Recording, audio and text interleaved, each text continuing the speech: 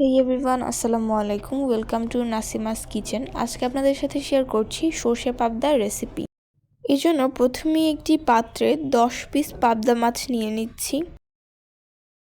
এরপর এতে অ্যাড করছি হাফ টিস্পুন লবণ। এরপর এতে অ্যাড করছি 1 টিস্পুন হলুদের গুঁড়ো।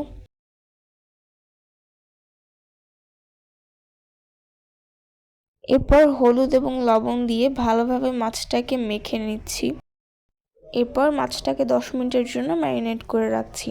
অন্যদিকে একটি ব্লেন্ডারে নিয়ে নিচ্ছি 1 টেবিল স্পুন সাদা সরিষা।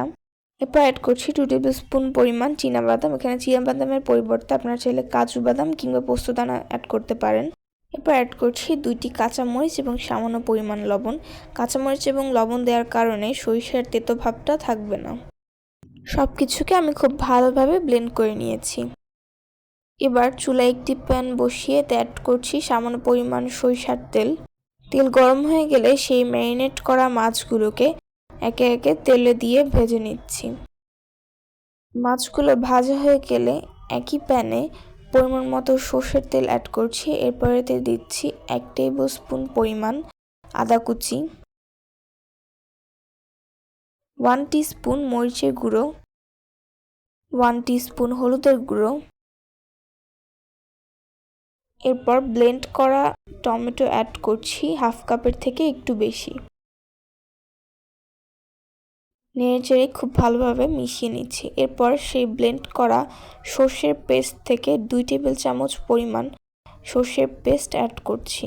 এরপর এতে পরিমাণ মতো পানি দিয়ে দিচ্ছি এবং ভালোভাবে মিশিয়ে নিচ্ছি।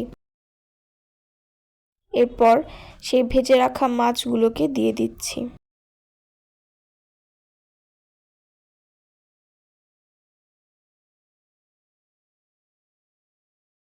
এরপর ঢাকনা দিয়ে 10 মিনিটের জন্য রেখে দিচ্ছি।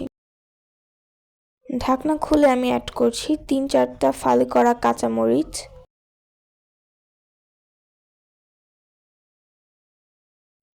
এবং ধনেপাতা কুচি।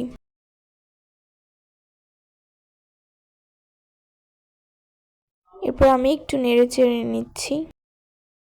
এরপর আমি ঢেকে 10 মিনিটের জন্য রান্না করে নিচ্ছি।